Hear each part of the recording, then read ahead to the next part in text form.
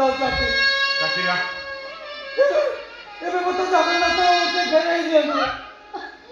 ନାଇଁ ନାଇଁ ନାଇଁ এইটা ମୋର ପହିଲା ସାର୍ଟ ଥିଲା। ମାନେ ତାପରେ ତମେ ଦି ଜଣ ମୁସଲମାନ ହବ। ମୁସଲମାନ ଧର୍ମ ଅନେଲା ପରେ ଯାଇ ମୁଁ ତମ ଜଗନ୍ନାଥକୁ ଫେରିବି।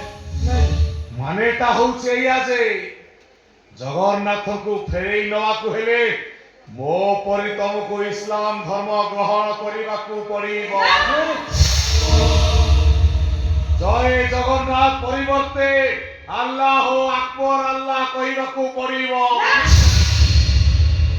ମୁଁ ତମକୁ କହିଥିଲି ନା ବାପା, ଆରେ ଜଗନ୍ନାଥଙ୍କ ପାଖରେ ଦୋଷୀ ହେଇଗଲେ ଆଉ ସେଥିରୁ ମୁକ୍ତି ନାହିଁ, ମୁକ୍ତି ନାହିଁ, ମୁକ୍ତି ନାହିଁ। ତମ ବେଟା ପୁରା ଠିକ କଥା କହିଛି, ବୁଝେଇକିରି ପୁରା କହିଦେ। ଏବେ କୁହ, ଏବେ ଜୟ ଜଗନ୍ନାଥ ପରିବର୍ତ୍ତେ ଆଲ୍ଲାହ ଆକବର କହିବ।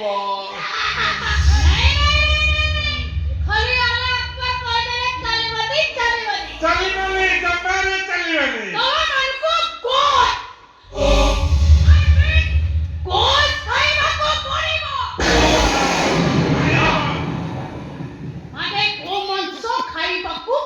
ନା, କେବେ ବି ନୁହଁ, କେବେ ବି ମୋ ବାପା ବୋଉ ସେଗୁଡ଼ା ଖାଇପାରିବେ ନାହିଁ।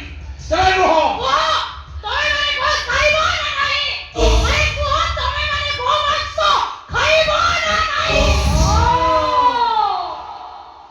ଆମେ ଗୋମାଂସ ଖାଇବାକୁ ରାଜି। ତମେ ନୈଷ୍ଠିକ ହିନ୍ଦୁ ବ୍ରାହ୍ମଣ ହେଇ ତମେ କଣ ସେ ସବୁକୁ ଖାଇପାରିବ? କିଛି ଅସୁବିଧା